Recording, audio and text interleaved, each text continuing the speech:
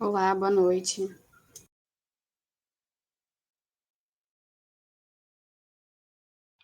Boa noite.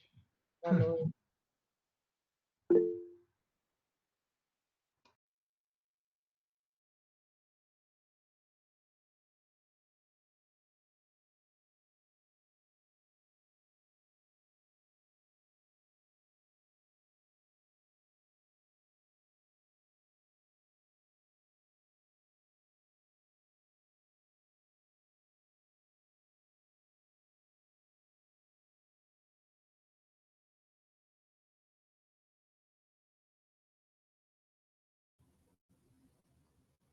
Boa noite a todos e todas.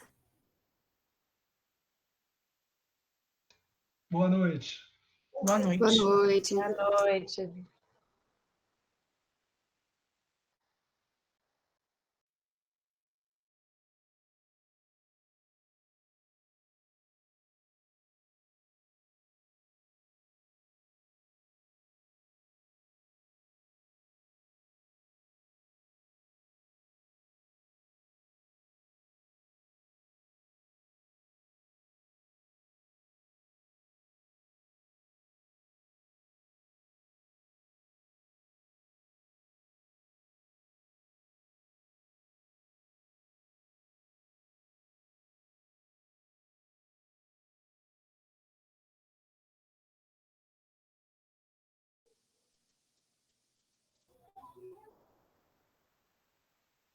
Boa noite a todos e todas.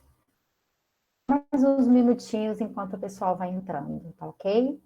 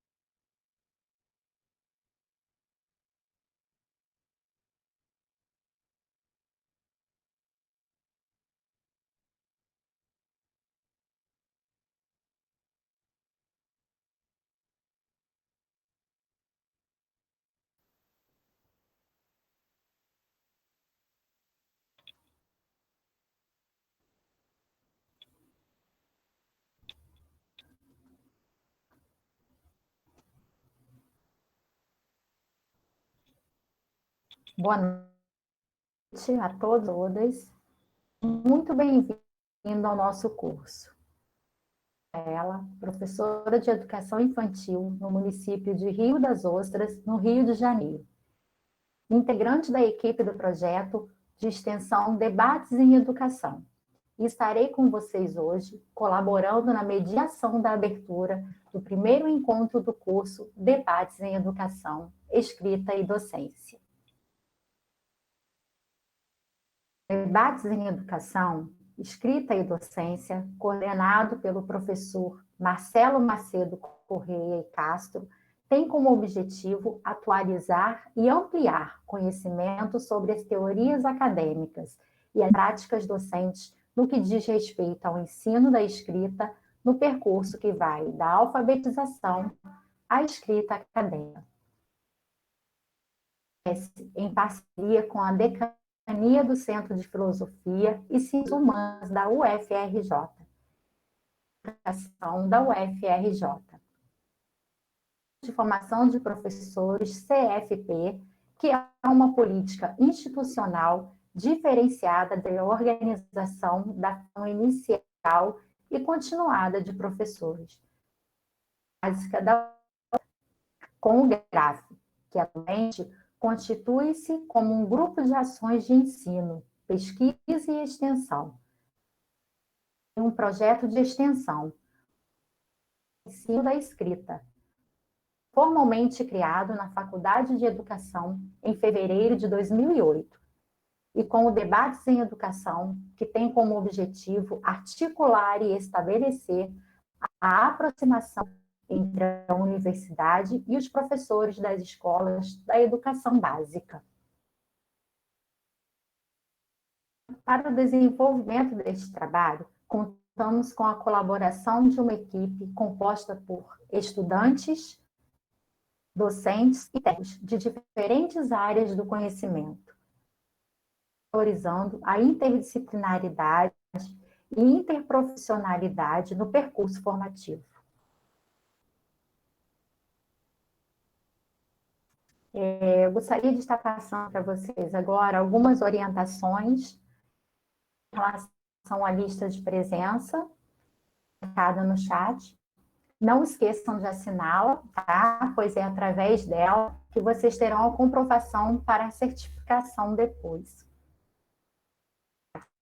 Né? Será o nosso canal para a realização das perguntas e a interação dos cursistas com os professores. O e-mail. O e-mail é o nosso canal de comunicação e ela será a via onde é importante a nossa comunicação. Então, peço que vocês o mantenham atualizado, por favor. O material de estudo enviado para vocês através do e-mail com as recomendações de leituras e propostas dos professores do curso. Temos um link de acesso que será sempre enviado pelo e-mail. Início ao nosso encontro de hoje, convido o professor Marcelo Macedo Correia e Castro, professor titular de Didática Especial, Prática de Ensino de Português, Literaturas da Faculdade de Educação da UFRJ, que falará sobre o tema Concepções de Linguagem e a Prática Docente. A professora Rejane Amorim, Psicologia e Educação pela PUC de São Paulo.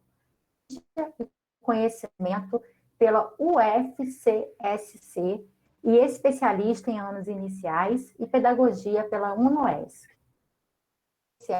Da Faculdade de Educação da UFRJ. É pesquisadora e vice-coordenadora do CRAF. Gosta do desafio da escrita e de propagar o quanto escrever a faz bem. Será ministra pelo professor Marcelo e pela professora Rejane. Aproveitem ao máximo o curso. Um bom curso a todos.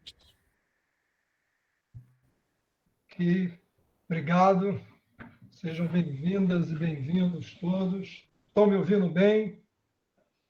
Ok. Estamos. Porque a fala da apresentação, para mim, aqui estava assim, bastante picotada. Então, é um prazer estar aqui. Este curso é uma ação conjunta, como a Natália falou, de várias instâncias da UFRJ, né? Um grupo de pesquisa e extensão que Rejane e eu construímos, né, e coordenamos, mas que se compõe de muitos professores das várias etapas da educação básica e até do ensino superior. Nós somos todos ou professores de língua portuguesa, ou formadores de professores de língua portuguesa, ou ambas as coisas em algum momento de nossas vidas. Então, só para vocês saberem, né, qual é, enfim, a formação que nos trouxe até aqui. E, portanto, nesse grupo, o GRAF, cujo o logo está embaixo, aí, esse penúltimo logo, a gente tem um interesse muito especial em promover a aproximação entre os sujeitos diversos e os espaços diversos onde se ensina português e onde se aprende português, mas mais especificamente a escrita. O nosso objeto principal é a escrita. Então, nós fizemos 2 cursos de extensão, que agora estamos fazendo uma terceira iniciativa junto com outros desenhos, né? Mas basicamente a nossa contribuição aqui vem de um curso, duas versões de um curso feito para, enfim, da educação básica e do ensino superior, que tem como objeto de trabalho e atenção a formação de professores para o ensino da escrita, o próprio ensino da escrita, né? Nós vamos fazer uma aula em duas etapas. A primeira parte é um pouco mais assim ortodoxa, canônica, não é? Em que eu vou apresentar algumas rituais. Na segunda parte é uma atividade, tem assim um viés mais dinâmico, mais criativo, e a Rejane que vai conduzir. Nós temos também depois uma conversa com os estudantes cursistas sobre os memoriais, mas eu prefiro deixar isso para o fim, quando haverá outras, porque eu suponho que no fim a gente vai atingir uma quantidade maior de participantes. Tá? Marcelo, Então, deixa eu dar boa noite, então, antes de você começar. sim, vamos, sim. Então, quero dar meu boa noite a todos e a todas, dizer que é um imenso prazer começar essa jornada junto com vocês. Agradecer também os nossos colegas do GRAF que estão aqui, agradecer toda a equipe de organização, os nossos extensionistas, os nossos parceiros, e dizer que quando a gente realiza e efetivamente começa um curso, isso é obra de muito tempo de planejamento, de organização com datas, enfim. Então, vocês já começaram um movimento no chat muito bacana de se apresentar. O número de pessoas vai ser difícil fazer uma rodada de apresentação. Quero dizer que eu incentivo fortemente esse diálogo no chat para que a gente veja que lugares do Brasil nós estamos atingindo, quem são as pessoas, e isso é realmente muito bem-vindo. Então, só mais para dar essa palavra inicial e depois a gente conversa mais para frente. Tá? Muito obrigada e espero que todos aproveitem. Gente, enquanto eu não falar, eu também vou desligar minha câmera para não ficar tão pesada a conexão, tá? Então, se vocês quiserem deixar desligada para não pesar a conexão, eu acho que é bom, que aí a nossa voz não vai ficar metálica. Mas depois, na participação e quando a gente encerrar aqui de apresentar, vocês se sintam à vontade em ligar suas câmeras. É bem-vindo, inclusive. Obrigada. Ok, Rejane. Então, nós vamos tratar hoje de concepções de linguagem, né? Você pode, por favor, passar por o primeiro slide de conteúdo? Obrigado. Eu coloquei aqui alguns marcos históricos.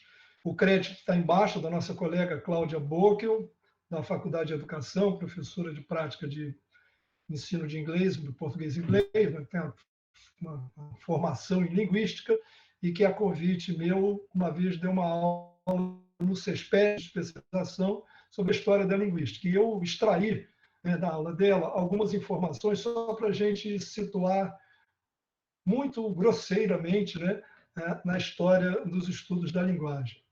Então, assim, digamos que a gente tem um marco importante inicial na Índia, né, que são basicamente estudos de Panini com textos religiosos, não é?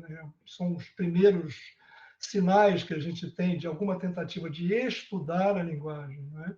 Isso está datado, né, estimativamente 2.500 anos. A gente sabe que qualquer perspectiva histórica, a gente tem que olhar com muito cuidado, porque a datação, né, é sempre sujeita a chuvas e trovoadas. Né? Vira e mexe, a gente se depara aí no jornal, na mídia, com alguma informação de que foi descoberto um novo fóssil e que, com isso, então, né, foram retificadas todas as idades aí de desenvolvimento da espécie humana e da sua civilização. A antiguidade greco-romana, então, tanto a civilização dos gregos quanto a dos romanos, aí eu botei alguns Aristóteles, Platão, Trácia. Quem estuda gramática vai ver Dionísio da Trácia, dado como uma espécie de marco inicial das nossas gramáticas. Não é?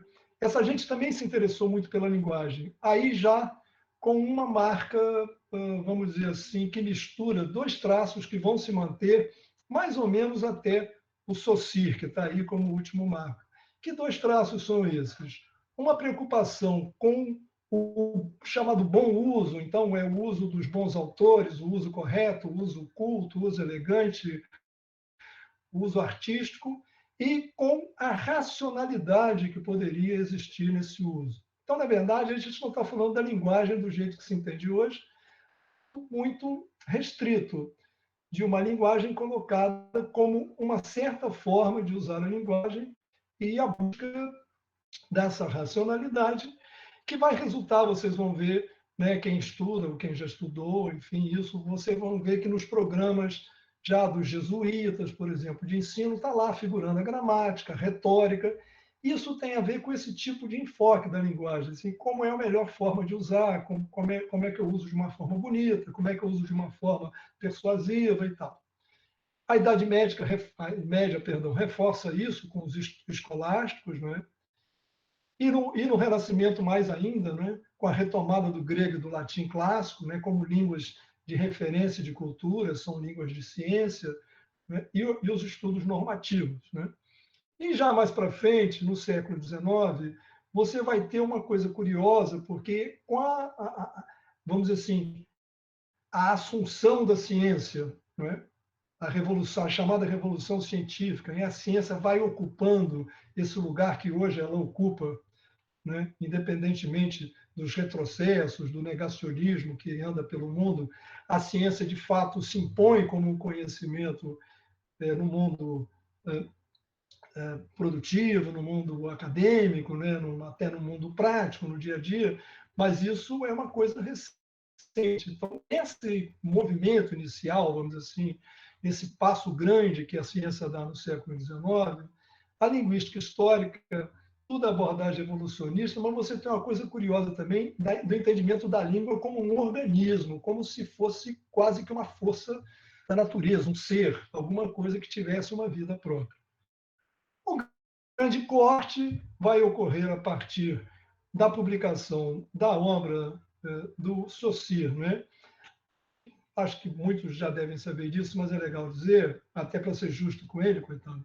O Saussure faleceu e dois ex-alunos, discípulos, seguidores, reuniram notas que eles próprios tinham tomado, notas do próprio Saussure, e publicaram, né, de maneira póstuma, uma obra que foi uma obra que mudou toda a visão da linguagem, que chama-se Curso de Linguística Geral. Então, na verdade, o Saussure tinha aquelas ideias, mas não teve oportunidade, ele próprio, né, dar a forma final, nem de, como acontece com os grandes pensadores e teóricos, de repensar, de revisar aquilo. Mas o fato é que o Saussure vai plantar, vamos dizer assim, pela primeira vez, uma série de ideias importantes para que se entenda principalmente a língua, a linguagem, como o seu aspecto social.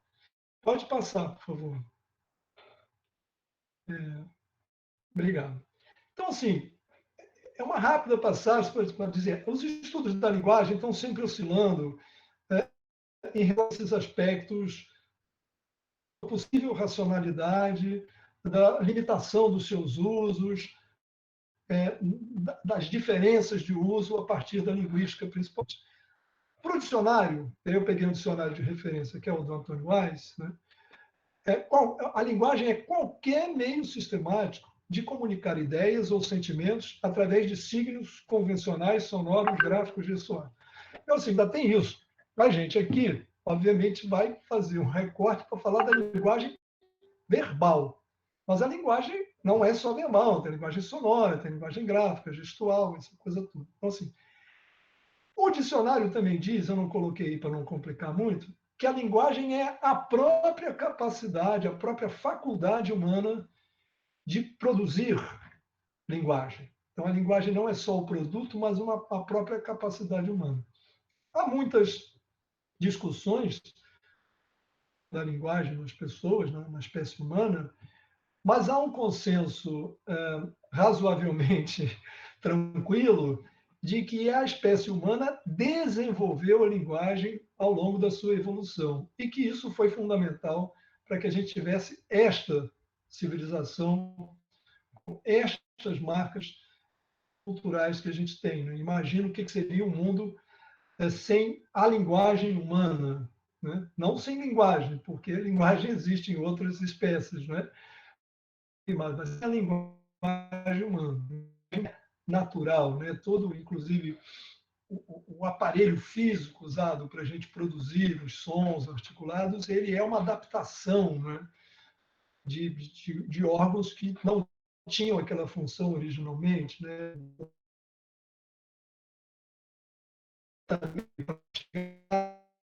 Quer dizer, não é originalmente articulado. Mas fica aí esse conceito bem amplo, né? Que linguagem é qualquer meio sistemático de comunicar ideias. Pode, por favor, passar. Então, agora já entrando num recorte, a professores que estão mais preocupados com esse produto. Né? A linguagem verbal, porque a palavra em latim era verba, né? Para a palavra muito interessante, está citado lá no fim, em que ele apresenta essa divisão, ou essas três classificações, três perspectivas de entender a linguagem. Uma primeira, assim, a linguagem é uma expressão do pensamento. Certo? Então, eu penso, e, portanto, eu penso com a própria linguagem, inclusive, né? Isso é uma em várias áreas, inclusive da área da psicologia, agora da neurociência, da neurolinguística, né? Exatamente como é que você constitui cognitivamente o seu pensamento, né? Uma evidência o quanto que uma pessoa consegue lembrar de coisas antes dela ter desenvolvido minimamente a sua linguagem, não é? E o quanto as coisas se conceituam a partir da nossa capacidade de usar a linguagem. Então, a linguagem seria uma forma, né? Seria o resultado da expressão do pensamento. A linguagem é também, segundo Travalha, um instrumento de comunicação. Então, assim, claro, eu me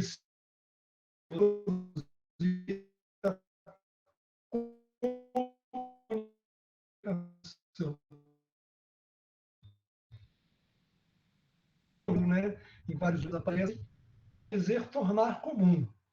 Então, assim, como é que eu torno uma coisa comum sem que o outro me entenda? Não é? E como é que o outro vai me entender se eu não tiver um instrumento de entendimento? Né? Então, esse instrumento de entendimento é a linguagem. Né? Qualquer linguagem, são gestos, né? São eventualmente sons, né? E, obviamente, o mais usado e mais desenvolvido são as línguas. Né? A linguagem forma um processo de interação. Professor Marcelo, Está travando bastante a tua fala, enfim, Marcelo. Forma de interação, diga. Está travando bastante a tua fala. Mas eu não sei se... Enfim, não sei, acho que não tem muito Veja como se melhorou resolver. agora. Melhora, está melhor. Melhorou? Às vezes abrindo e fechando o microfone, né? Acha que precisa voltar alguma coisa aqui, não? Não, só estava dando umas picadas, picotada, mas está tranquilo. Então, a conclusão mais razoável, plausível, simples de se tirar dessas três enfoques é que, na verdade, a linguagem não é uma só dessas coisas, mas todas elas. Né? Quem se interessa pelo ensino da língua portuguesa, a Magda Soares tem um texto bem antigo, mas muito, muito interessante sobre isso, mostrando como é que cada concepção dessas vai resultar em uma maneira de se ensinar, em uma concepção de ensino. Né? Nós não vamos tratar disso agora, mas vale a pena mencionar. Então, a linguagem é expressão de pensamento, a linguagem é instrumento de comunicação e a linguagem é uma forma de interação. Pode passar. A Eni Orlandi, não sei quantos de vocês, Orlandi, né, seria porque é italiano, né? É uma professora da Unicamp. O texto depois eu mando, tá? A pessoa pergunta qual é o texto da Magda Soares, depois eu mando, a gente manda aí no chat, eu vou passar para o pessoal aí do grupo para a gente repassar, tá? A Ernie Hollande é uma pessoa extremamente importante na área da análise do discurso. Ela tem vários livros muito interessantes sobre a análise do discurso e, portanto, ela vai entender a linguagem sob esse ponto de vista, não é? Então, ela diz o seguinte, que a linguagem pode ser concebida como trabalho que não tem um caráter nem arbitrário, nem natural, mas necessário, uma vez que, segundo ela, a linguagem e trabalho resultam da interação entre homens e realidade natural e social. Lembra um bocado a noção de trabalho também do Paulo Freire. Né? Paulo Freire fala disso na pedagogia. É isso o tempo todo, essa ideia de que existe um trabalho, vamos dizer assim, resultante da sua própria condição de ser participante, né? Ele vai defender uma educação em que você tem que se colocar, não é, como responsável também pelas interações, e não apenas como um receptador, um replicador de lições, não é? E, portanto, a Eni Orlandi também fala nessa direção, quer dizer, não é esse trabalho que a gente consagrou, né, com trabalho castigo, trabalho, né, obrigação, né, esse trabalho que vem, a palavra vem, né, do nome de um instrumento de arado, né, que é o tripalho, né, e assim, que é também um instrumento de tortura, né, mas assim não é esse trabalho, não é trabalho nesse sentido, é trabalho positivo, é trabalho de construção social. Então, acho interessante que ela diga assim, não é arbitrário nem natural. Por que ela está falando isso? Porque aquelas concepções de linguagem anteriores, principalmente no século XIX, elas vão muito numa direção de que a linguagem é meio que uma coisa dada, é uma coisa que brota, é uma coisa natural. E o Saussure, ao falar na arbitrariedade do signo, na verdade, ele não está negando o trabalho, não é? Mas ele, a ideia de que o signo é arbitrário, fez com que muita gente levasse isso a um entendimento estreito, não é? Quer dizer, que não existiria motivação nenhuma, né, na constituição das línguas. Não é bem isso. Mas o mais importante aqui, para não complicar, é o esforço da ideia de que a linguagem é o resultado da interação entre as pessoas, né, e a sua realidade natural e social. Pode passar. Bom, agora vamos a um outro colega também, Geraldi, também com sobrenome de origem italiana, né? João Vanderlei Geraldo, tem muitos livros importantes, podemos citar aqui o Portos de Passagem, né? O Texto na Sala de Aula, e, enfim, é um autor muito lido, ele tem muita penetração junto a professores de educação básica. Acho que por ter uma linguagem que se preocupa em dialogar com esse público. Diz lá o Geraldi que focalizar a linguagem a partir do processo interlocutivo, pensar o processo educacional, exige instaurá-lo sobre a singularidade dos sujeitos em contínua constituição e sobre a precariedade da própria temporalidade que o específico do momento implica. Vai traduzir agora esse primeiro período, que é complexo, né? Dirigir como inspiração a disponibilidade para mudança, a ação verbal, como lugar da produção da linguagem dos sujeitos, que neste processo se constitui pela linguagem significa admitir. Só um pouquinho antes dele dizer o que significa. Isso, na verdade, o que ele está defendendo? A ideia da dinamicidade da linguagem, do tanto que ela é ligada a um determinado contexto, a uma situação de interlocução, o quanto que ela é constituidora dos sujeitos, que nós somos seres de linguagem. Né? Pode ir. O que significa admitir? Pode passar o próximo. Na verdade, que a língua, no sentido sociolinguístico do termo, pronta, dada como um sistema de que o sujeito se apropria para usá-lo segundo suas necessidades específicas no momento de interação, mas que o próprio processo interlocutivo na atividade a cada vez a reconstrói. É muito difícil a gente superar um entendimento que se consagrou na tradição do ensino da língua portuguesa e que se espraiou pelo imaginário social, né, de que a língua é uma espécie de monolito independente, não é? Que está lá, apesar da movimentação das pessoas. E, na verdade, a língua é resultante desta movimentação. A língua é indomável. E a língua não para nunca de evoluir, de mudar, de acordo com o uso que dela fazem os seus usuários. No entanto, ela também é um objeto que vive sob o controle social, como tantas outras coisas. Então, há disputas, não é? Eu quero que você fale assim, eu acho esse jeito mais bonito. Eu falo de um certo jeito no meu grupo para identificar quem é daquele grupo. Então, mas assim, não existe esse sistema imutável que está lá te esperando. O sistema, né, é como aquele poema do Antônio Machado, né? Não existe o caminho se faz ao caminhar. A língua é mais ou menos isso. A língua se faz e se refaz ininterruptamente a partir de uma base razoavelmente estável, não é? Ela vai se transformando. Então, assim, a língua me permite fazer várias formulações dentro do seu limite, né? Então, eu posso dizer, um menino foi à padaria comprar um doce na padaria, o menino foi comprar na padaria um doce, mas eu não posso ir padaria menino comprar foi doce. Aí isso não está dentro das possibilidades da língua portuguesa, né? Não seria gramatical, né? No sentido mais amplo. Mas, afora isso, eu vou alterando, eu vou mudando formas, eu vou mudando o léxico, né? Essa coisa toda. Então, alguém botou sintaxe inglesa, minha mãe faz que é aquela coisa do...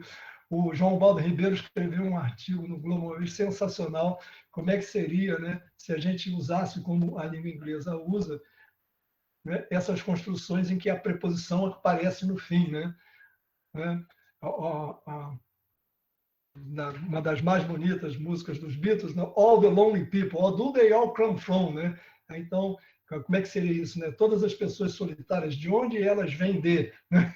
Não se fala isso em português, né? Mas, enfim, a língua está a todo momento mudando, né? Então, primeira coisa, para você aceitar essa perspectiva da língua como interação, da linguagem como interação, é que a língua não é uma coisa dada, imutável, que está ali, pega e usa. Tá bom? Pode passar. Bom, que os sujeitos, segundo o pressuposto, né? Os sujeitos se constituem como tais à medida que interagem com os outros. Sua consciência e seu conhecimento de mundo resultam como produto deste mesmo processo. Então, assim, ao mesmo tempo que eu me constituo, né? Eu constituo o meu mundo com a linguagem. Então, a linguagem é esse elemento básico para que exista o sujeito e sua interação. Então, nesse sentido, o sujeito é social, já que a linguagem não é o trabalho de um artesão, mas um trabalho social, histórico seu e dos outros. E é para os outros e com os outros que ela se constitui. Pronto, que entra na interação, mas um sujeito se completando e se construindo nas suas falas. Quer dizer, na verdade, ninguém é um sujeito absoluto no mundo, né? Então você está ali dentro de um conjunto, você entrou num fluxo histórico. Então, na hora que você fala alguma coisa, você está pensando quem é que vai ouvir, o que, que eu quero que ele pense de mim, o que... aí a pessoa vai responder. Quer dizer, então, essa dinamicidade, né? Quer dizer, a linguagem é um resultado desse processo. Bom, né, que as interações não se dão fora de um contexto social histórico mais amplo. Na verdade, elas se tornam possíveis enquanto acontecimentos singulares no interior e nos limites de uma determinada formação social, sofrendo as interferências, os controles e as seleções impostas por esta. Também não são, em relação a estas condições, inocentes.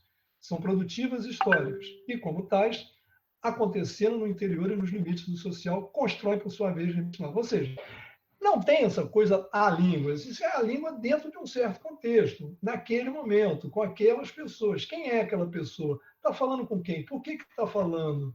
Quais são as relações entre eles? O que vai acontecer, então,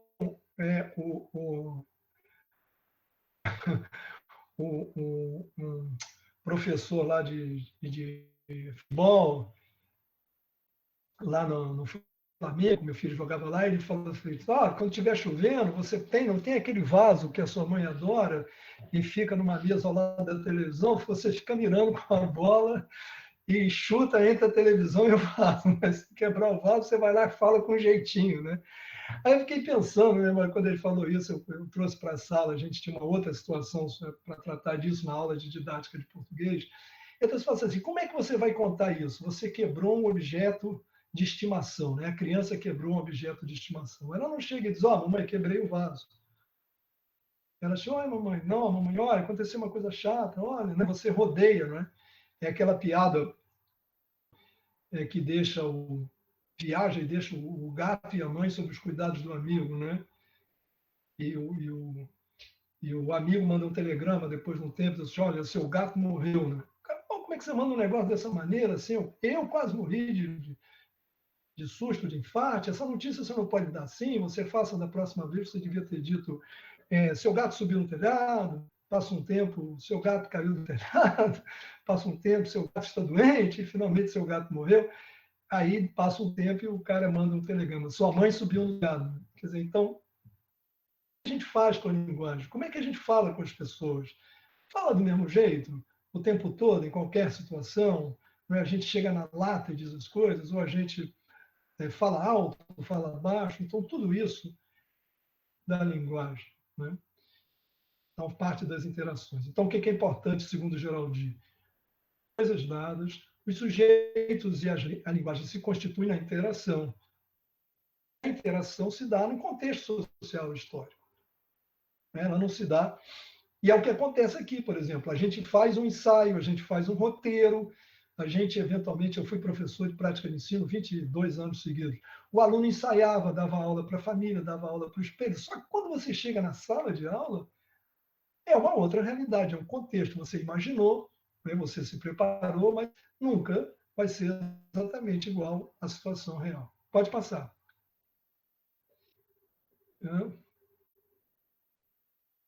Para tratar das questões da escrita, né, a gente vai usar como base conceitual para a linguagem os aspectos destacados nesse texto, né, do Geraldi, tendo sempre como referência principal a linguagem verbal, que se apoia na palavra verbum, né, a palavra verbo em latim, né, que deu o famoso ditado verba, que é o plural, né, palavras volant scripta manis, quer dizer, as palavras voam e a escrita permanece.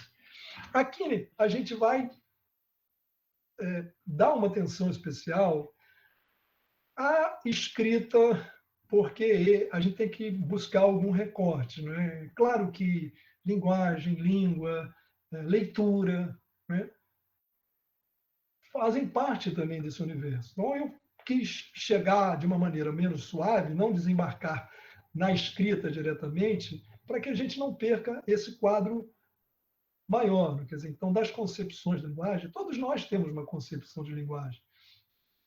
A gente pode não ter explicitado para nós qual é.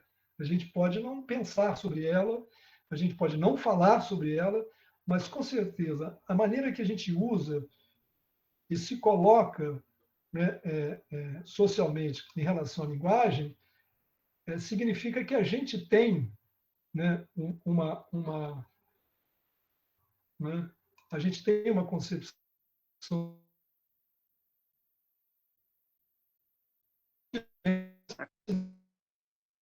O professor está congelando.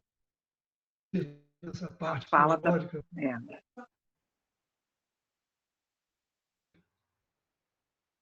Está congelando, está picotando, parando a sua fala.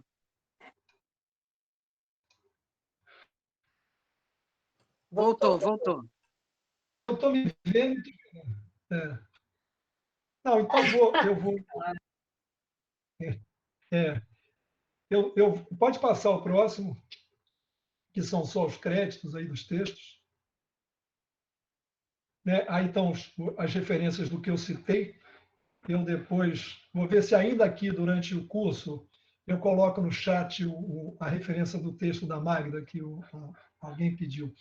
Então, eu queria só dar essas boas-vindas com uma base teórica muito simplificada, para deixar claro que assim, a linguagem é um trabalho social das pessoas. Né? E assim que a gente deveria encarar para a gente alargar os nossos horizontes, né? Para a gente ir para além de práticas mecânicas, mecanicistas, funcionalistas, não é? Que não trazem qualquer tipo de contribuição maior, nem para o ensino, nem para a formação, nem para a vida prática, nem para a constituição dos sujeitos, nem para as relações sociais. Elas são uma espécie de funcionalidade básica a qual a gente acaba chegando de um jeito ou de outro. Então, o grande pulo é você trabalhar a linguagem dentro dessa perspectiva interacionista, sócio-interacionista, interlocutiva. Tá? Essa era a minha parte inicial. Eu vou passar para a Rejane. Acho que ao fim a gente vai fazer ela vai fazer uma dinâmica com vocês, né? E ao fim a gente faz aí uma abertura para questões, tá bom? Tá ótimo, Marcelo. Não, é sempre muito bom a gente começar um caminho, uma base teórica, para a gente também relembrar algumas questões que a gente já estudou. E eu quero dizer que a gente vai disponibilizar essa apresentação para vocês nessas pastinhas que a gente criou para cada encontro, né? Então, vai ficar com vocês esse material, não se preocupem. E, enfim, o Marcelo comentou sobre né, vamos dizer assim, 3 concepções mais marcantes, né, da linguagem. Então, nós vamos fazer um pouquinho de uma atividade, alguns exercícios, assim, para instigar e para pensar um pouco sobre como que nós percebemos, né? Então, aqui nós temos uma imagem, né, e vocês podem interagir no chat e dizer que animais vocês estão vendo nessa imagem. Vamos ver se vocês conseguem identificar, né? Vamos lá. A gente vai começar a trabalhar também outras formas de linguagem, não é? Quando nós falamos com professores, nós falamos, já pensamos no texto do aluno, enfim, né? Ó, viram 5 animais, né? Vamos lá. Pode dizer que animais, ó, o gato. Eu vejo de cara o rato, tá, gente? Porque assim é o bicho que eu não gosto. Parece que ele me chama, é a primeira coisa que eu vejo. Gato, golfinho. Alguém viu o golfinho? Tem mais gente que viu o golfinho, gente? Vamos lá. 7 animais. Burro, elefante, cachorro, gato e rato. Eu vi que tinha gente, inclusive, com filho na sala. Então, é o momento. Chama a criança, porque a criança vai ajudar a achar mais animais aí. Tartaruga apareceu, isso mesmo, tem uma tartaruga aí. Golfinho, cachorro, cavalo, peixe, tem um peixe, é verdade, tem um peixe aí. Já viram 7. Chocada com a tartaruga, a Nelise. A Nelise está chocada com a tartaruga, mas ela está ali sim. Cobra, tartaruga na orelha, cobra, golfinho. Ana Luísa, golfinho também, ó. Estão vendo o golfinho. O golfinho está muito fácil para ver, né? Está muito fácil para ver. Tem alguns que vocês não falaram ainda. Engolindo o golfinho. E a tartaruga, cobra, tubarão. A tubarão já não sei se tem. Isso. Isso. Louva a Deus. Poxa, eu não... É um bom nome, né? Tartaruga na orelha do elefante. Na pata do elefante tem uns bigodes. Aranha. Mosquito. Tem um mosquito. Tem uma galinha na orelha. Tem mesmo. Burro. Cobra. Eu acho que juntando tudo, eu acho que já tem quase todos. Vocês são bons, hein? Tem gente de todo lado, né? Tem gente do Ceará, eu vi aí o pessoal falando, que bacana, Minas Gerais. Sejam todos muito bem-vindos. Pata da frente é o quê? Tem um zoológico. Boa, tem um zoológico. Tem um zoológico, isso mesmo. Pode passar para mim, por gentileza. Então, a gente já vai ver, né? Todos. Caramba, a pata da frente. A Desirê está aí, seja bem-vinda. Então, todos concordamos que a língua, né, é um dos bens mais preciosos e mais valiosos por todos os seres humanos em qualquer época. Né? É uma disputa, a gente fala tanto dessa questão da cultura, né, do apagamento, inclusive no Brasil, né, mais de 200 línguas dos povos indígenas, enfim. Mais que um simples instrumento que nós temos, né, como um instrumento de comunicação, né, a língua é uma prática social que produz e organiza as formas de vida, as formas de cooperar intencionalmente, e não apenas por instinto. Mais do que um comportamento individual, ela é uma atividade conjunta e trabalho coletivo, contribuindo de maneira decisiva para a formação de identidades sociais individuais. Né? Isso está num texto do Marcuski, num livro que foi organizado por Dionísio, e que ele fala dos gêneros textuais. Então, como que a gente olha para essa língua? O que a gente vê primeiro? Né? O que a gente vê primeiro quando o filho pede água?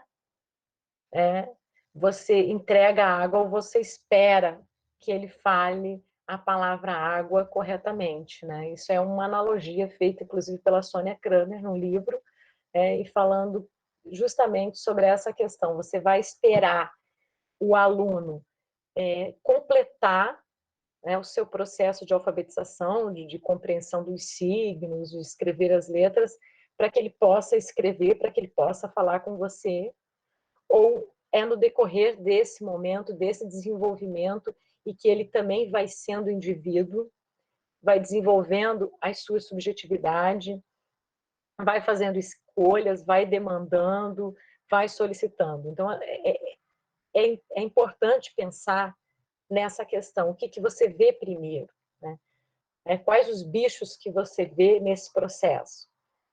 O que chama a sua atenção? Ou quando você pega um texto de um aluno seu, o que você vê primeiro? Ou quando você vai escrever, ou quando você vai conversar com alguém. A gente está assim, num processo todo voltado aos 100 anos do Paulo Freire, né? Fazer esse centenário, e o quanto que o Paulo Freire chama atenção para essa palavra, essa anunciação que a pessoa mesmo tem que desenvolver, para que ela possa desenvolver a sua civilidade. Então, o que eu vejo primeiro na minha própria linguagem, dos meus alunos, eu espero primeiro esse processo estar completo, para depois ele poder escrever como se isso fosse um pré-requisito. Pode passar a próxima imagem, vamos matar a curiosidade agora. Não, acho que não é na próxima ainda. Isso aqui ainda é do trabalho, né? Que ele vai dizer que o modo como se concebe, Marcelo já falou muito isso, né? A natureza fundamental da língua, alterem muito como se estrutura o trabalho com a língua em termos de ensino. Né? Eu não vou solicitar texto que ele produza e que ele escreva, porque ele ainda está em processo, ele ainda não sabe, né? Ele não tem essas ferramentas. E como se isso tivesse que estar pronto para que eu pudesse me desenvolver. E o Vygotsky vai trazer muito essa questão de que o desenho do aluno ele já é um texto, já é um registro. O Marcuse mesmo tem um livro que vai falar sobre a linguagem oral e escrita e vai falando desses gêneros também que acontecem na fala. Então, nós temos, às vezes, uma escola que ela impede que a gente escreva, que ela faz um trabalho oposto. Ela só nos autoriza a escrever quando a gente já está, digamos, chancelado pela escola, autorizado a escrever. Vamos ver agora dos bichos. Passa aí, por gentileza, querido. Próximo. Olha aí, gente. Eu acho que são 15, tá? São 15. Né? Aí nós temos coesão, coerência, gramática, letra bonita, né? Aí nós temos os vários elementos. O que mais chama a nossa atenção? Né? Como se a gente fosse fazer uma analogia, vocês podem fazer de vocês, enfim, né? Eu estou fazendo uma aqui muito rasteira, mas vamos imaginar que o elefante, que é a imagem maior que nós temos aí, é o texto, é o que mais chama a nossa atenção. E no meio disso tem todas essas outras questões que aparecem, esse outro zoológico que está aparecendo aí. Né? O peixe. Tem alguns que não me convencem muito, tá, gente? Assim, tipo, esse mosquito não me convence muito. Mas eles estão aí. Né? O crocodilo. E eu acho que vocês falaram, a galinha que está na cabeça do burro, para mim, assim, é muito fantástica essa imagem. Ela é muito fantástica. Nem o camarão me convence. Eu também não me convenceu muito, vou ser sincero, né? Mas tudo bem. Pode ser que uma pessoa que trabalhe, bom já, né, professor, que trabalhe com camarão tenha visto primeiro essa imagem, não é? Vamos imaginar que o camarão é a gramática, é a coerência, é a coesão. Marcelo, você pode me interromper e falar quando você quiser, tá? O castor não me convence, ele também não me convenceu muito, até porque, assim, não tenho muita intimidade com esse bicho castor, para eu ver ele de cara, né? Às vezes também a minha ignorância me salva num texto de um aluno, para eu não ver tantas coisas, certo? O castor até agora eu não vi. Pois é, diz que o castor está aqui, ó. Sabe? Eu até peguei uma outra imagem que está clara. A Desirê falou uma coisa. Estava mais clara, parecia melhor. Mas esse bicho aí, para ver, né? A gente está procurando num texto aqui tantas coisas e tantos elementos dentro de um texto. Depois eu vou mandar para vocês. Vocês vão ficar com isso aí, vocês vão ficar chamando a família para ver se eles conseguem identificar. Enfim, vamos passar. Passa para o próximo, por gentileza. Então, aqui tem um texto que, assim, eu escolhi para colocar ele aqui, né? Eu e o Marcelo fechamos nessa apresentação e escolhemos ele, porque ele é um material que foi feito por uma professora, que ela organizou um diário, inclusive esse diário tem a carinha para eles colocarem se está feliz ou o quê, né? E tem um registro que o aluno faz. Meu querido diário, hoje eu ajudei o meu pai a colocar uma pia no fundo de um armário. Foi muito legal. Eu fui dando as ferramentas para ele, foi muito legal. O que vocês, assim, o que salta aos olhos nesse texto para gente? Assim, se a gente pensar nessas concepções de linguagem, o que toca mais nesse texto? Vocês podem interagir no chat. O que vocês, assim, chama mais atenção? Posso pegar uma caneta vermelha e falar coisas que não estão de acordo, né, com a convenção. Me chama atenção isso. O que me chama mais atenção? A alegria do filho, né? esse momento que ele viveu. Ter gostado muito, né, Rosana? Muito legal. Essa forma, né? O quanto ele domina já uma linguagem, a negociação de sentidos com o pai. A atividade realmente foi muito legal. Eu também tive essa sensação. E que ele coloca esses vários u e, né, para demonstrar essa intensidade do quanto foi legal também. Olha quanta coisa interessante tem, né? É de um segundo ano. É um texto de um segundo ano. E ele coloca esse texto. Quer dizer, é um texto, se a gente fosse pensar, né?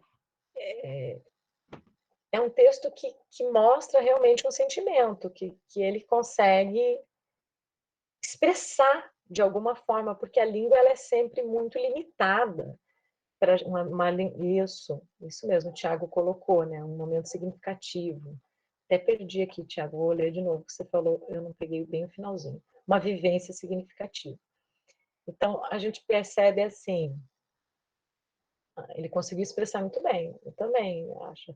Até a forma de pintar, de organizar, né? Meu querido diário, né? Dá a impressão assim que é tão bom escrever nesse diário que eu chamo meu diário de querido. Então, para essa criança é bom escrever. E isso foi o diário que ele fez domingo na casa dele, né? Um afeto, trouxe um afeto, né? Meu querido diário, hoje eu fui ao shopping, foi muito legal.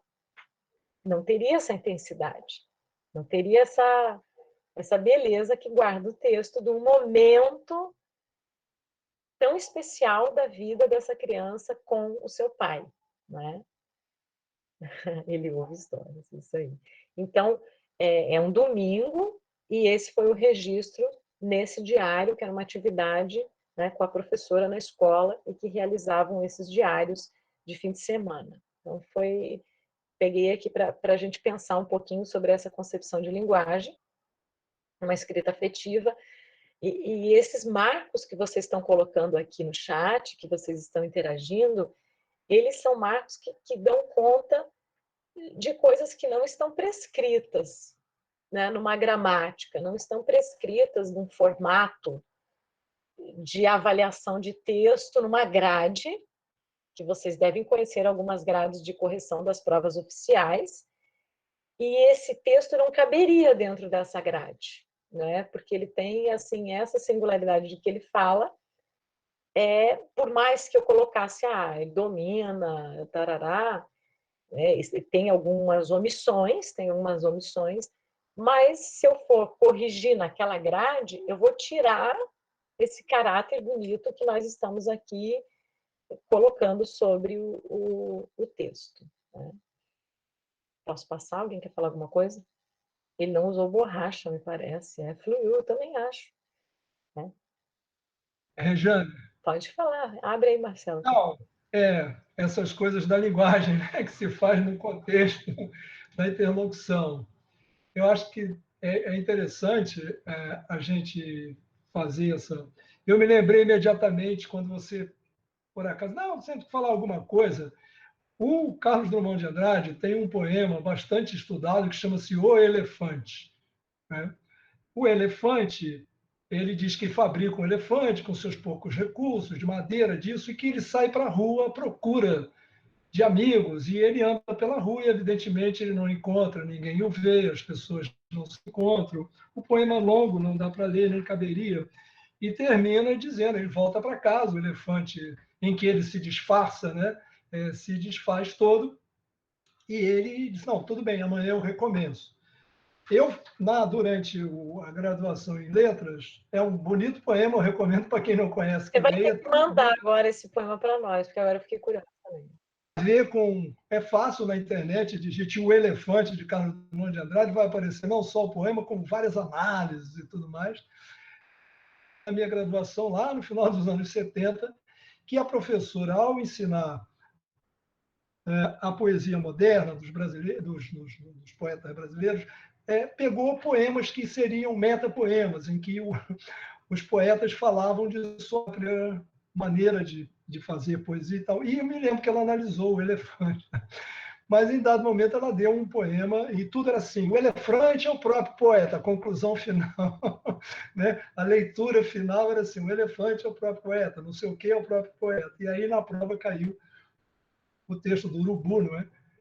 Que eu acho que é do João Cabral, não me lembro mais, e a professora, quando veio, falou assim: não, de jeito nenhum, o Urubu não é o próprio poeta. Quer dizer, ela passou um curso inteiro fazendo a gente ver isso, né? Mas quando a gente, enfim, aplicou essa regra indiscriminadamente, né? Aplicou apenas repetidas, não é isso, né? Então, acho assim, por coincidência, o bicho, né, dessa que você colocou é um elefante, né? E o bicho que o Drummond usa também, é um elefante todo montado, de retalho, de eixo de pum, bota isso, bota aquilo, de madeira, ele é um elefante costurado, né? Interessante essa relação. Recomendo que leiam. O Elefante, de Carlos Drummond de Andrade, está no livro A Rosa do Povo. Pode passar, por gentileza. Bom, esse texto aqui viralizou em 2018, né? É um texto do Gabriel. É um menino do interior de São Paulo, eu acho que Bocaina, cidade, né? E ele faz um bilhete: senhores pais, amanhã não vai ter aula, porque pode ser feriado. É verdade, assinado Tia Paulina, é verdade esse bilhete, né? Eu acho que esse bilhete vocês já devem conhecer, com certeza. A professora, então, a mãe manda para a professora pelo WhatsApp e diz para a professora: olha só o que o Gabriel fez. Aí a professora diz: esse menino dá nó em pingo d'água. E a professora posta esse bilhete no Facebook, né? E isso ganhou uma repercussão, saiu no jornal, muitas empresas acabaram fazendo propaganda, utilizando essa linguagem, né, e tudo mais. Mas esse bilhete, além de ser engraçado, né, gente, de ser ingênuo e outras questões aí, ele demonstra o que o aluno fez com que ele aprendeu sobre a escrita. Ele está usando para o seu dia a dia. Digamos, ele está fazendo um uso aqui, né, do que ele... Estava lendo aqui o chat, achei que era alguma coisa, do que ele conhecia. E ele faz uma estrutura, né, gente, toda uma estrutura meio padrão dos bilhetes da escola, inclusive esses senhores pais, que eu sempre impliquei muito, que eu pensei: nossa, eu estudei a vida inteira na mesma escola, e a escola sempre mandou bilhete para minha família, sempre assim, senhores pais, né? Nunca mandou pelo nome, nunca fez a gente escrever, sempre foi essa coisa desse jeito. Hoje em dia não manda mais bilhete, né? A gente manda um e-mail, né? Manda no Zap, enfim. Mas tem muitas coisas aí, muitos elementos nesse texto. Aí aqui a Lívia falou: eu trabalhei esse bilhete com os meus alunos durante a semana passada. E é justamente isso aí, Lívia. Lívia, deixa eu voltar de novo aqui, porque eu vou vendo conforme vai aparecendo e depois some. Lívia Reis. É justamente isso, Lívia, que a gente vai trazer aqui, né? As pessoas que trabalharam, seja na educação de jovens e adultos ou na alfabetização, enfim, trabalharam na escola esse bilhete, né? E trabalharam de várias formas criativas. Inclusive, a gente podia fazer um desafio hoje, não é? Vocês podiam fazer nesse formato alguma coisa sobre o que nós estudamos, né? Poderia ser sobre o que a gente trabalhou aqui nesse encontro de hoje. Vocês poderiam fazer algum bilhete desse, não é? Sobre as concepções de linguagem, né? Marcelo, o que você acha? Não é um bom desafio? Fiquei pensando aqui, para a gente deixar um desafio. Um desafio. A Lívia colocou no chat que trabalhou esse bilhete com os meus alunos durante a semana passada. Então, Então, podia ser um desafio de fazer uma coisa nesse formato que as pessoas deixaram muito engraçado, a gente vai ver aqui na frente, através dessa linguagem que esse menino inaugura e que teve tanta repercussão, né? E o que chama atenção aqui não é, em nenhum momento, as ausências, enfim, é a tentativa, né, de se passar pela escola fazendo alguma coisa para se beneficiar. É muito interessante essa jogada dele, enfim. Né? Pode falar, Marcelo. Você queria falar algo? Não, eu acho engraçado que ele fala assim, porque pode ser feriado. Não, é muito uma safadeza total, né? Mas é uma safadeza assim, que a gente vê que quantas vezes, e escrever isso agora, sim, o quanto, às vezes também, a escola, a inocência, né? Achar que os pais iam acreditar, enfim. Mas quantas vezes as crianças fazem coisas em casa com a escrita, com o que eles já compreendem da escrita, e que eles não são autorizados na escola a fazer naquela liberdade. Né? Quantas vezes as crianças utilizam essa linguagem escrita e até mais formal em casa e que a escola não se dá conta disso.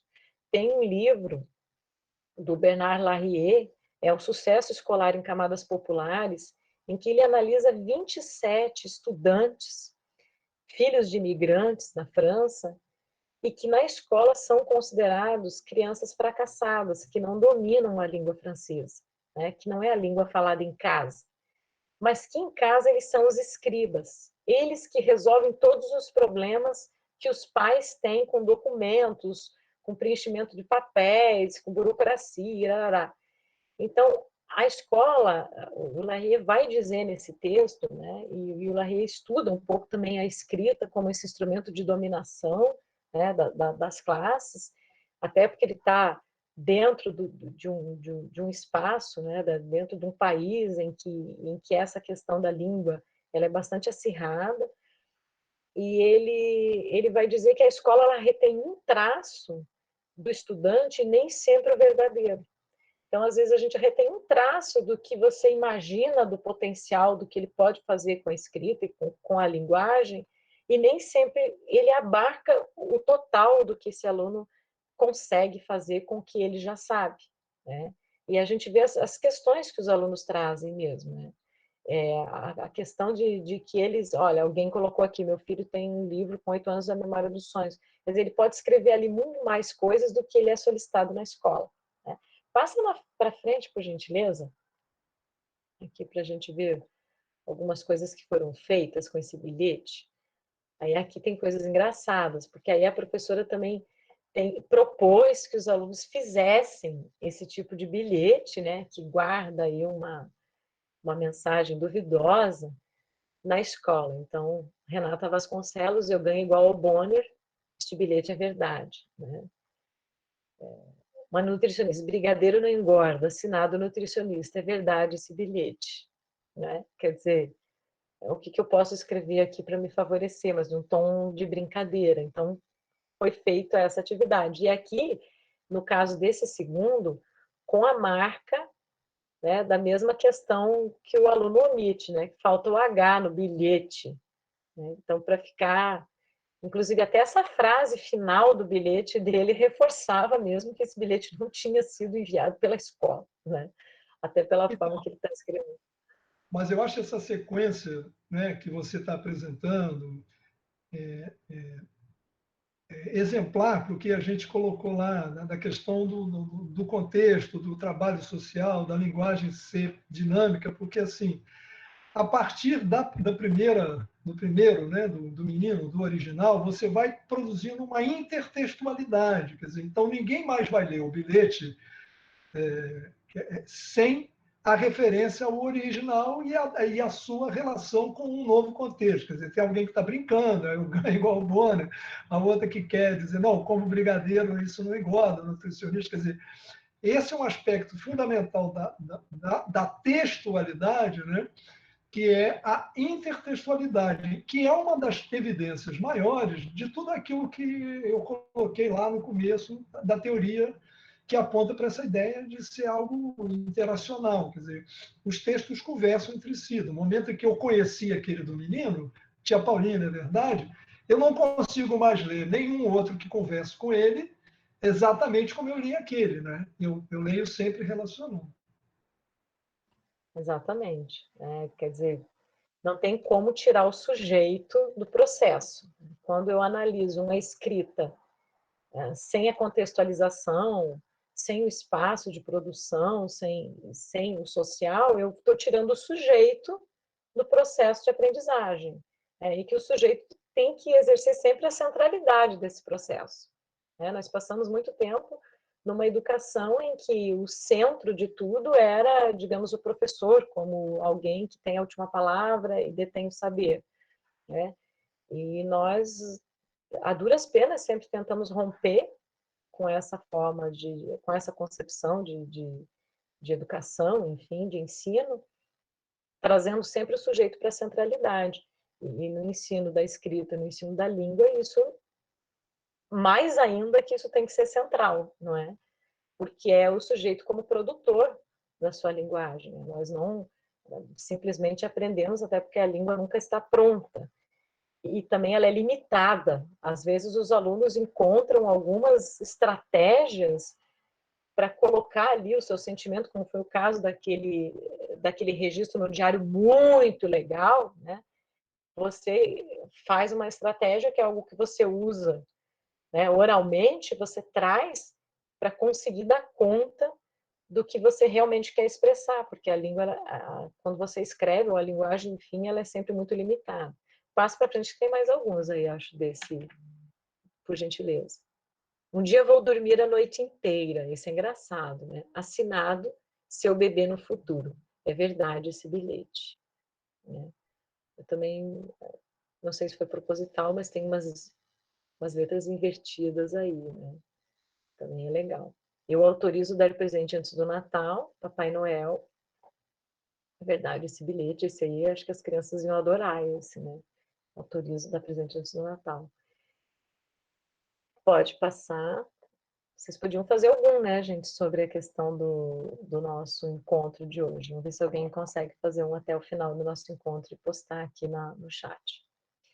Então, contrasta essas escritas que a gente viu até agora, em especial aquelas originais escritas por crianças, com esse tipo de material que a gente encontra mais acartilhado, mais colocado dentro de uma caixinha, e que também refletem essas concepções de linguagem, né? O quanto que a escola já investiu muito, eu acho que ainda investe, numa escrita que seja correta, que seja bonita, que seja perfeita, mas com a ausência daquilo tudo que vocês colocaram sobre o primeiro texto. Então, aqui eu peguei algumas coisas aleatoriamente, mas eu poderia ter pego, inclusive, textos de alunos que têm esses traços já, e que é um crime o que a gente está fazendo nas escolas, levando textos empobrecidos, né, no momento da alfabetização,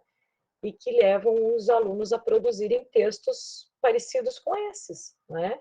Porque... E aí, mais uma vez, Regina, que é na nossa velha tema da contextualização, né? Olha a barbaridade do que acontece ali. O bebê beija, que bebê que beija alguém, né? Bebê beija Bibi e Caio. E a babá da Caju fica em Goiaba para Hugo. Quer dizer, é um negócio que não tem absolutamente, né? Mas você dá 3 frutas, não tem nenhuma responsabilidade, nenhuma, né, com o contexto, com realidade, nem nada. É tudo uma coisa meio...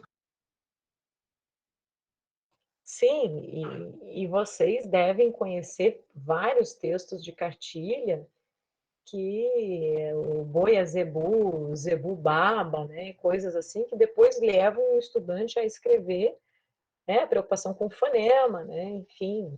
Esse primeiro texto, primeiro que assim, o bebê vai ter uma indigestão, né, a babá da caju, figo e goiaba, Hugo, enfim, né, Hugo é fofo, Hebe é a babá do bebê, Hebe afaga Hugo, o bebê beija Hebe, Bi e Caio, né? Estranho. Então, é um trabalho de escrita, lê e copia o texto, né? Coitado do aluno, deve ser muito chato ler e copiar esse texto, né? E por que que ele está fazendo isso também, né? Então, a gente precisa ver e rever qual o sentido da atividade que você desenvolve na sala de aula, que você solicita aos seus alunos, né? E nós temos aí as escolas recheadas de manuais, de materiais. Não sou contra material didático também, nós temos materiais bons, enfim, e nós também podemos contextualizar, mas nós temos um momento, vamos dizer assim, até histórico, do neotecnicismo voltando nas escolas, infelizmente, já a partir da educação infantil, com cartilhas, com atividades semelhantes a essas, de copiar, de revisão. Que revisão é essa, né?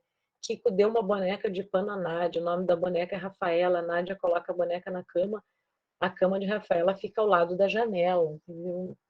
Assim, não disse nada desse texto, né? É uma coisa muito, muito triste perceber que você trabalha esses materiais com crianças que têm tanta imaginação, que são capazes de fazer um bilhete, né?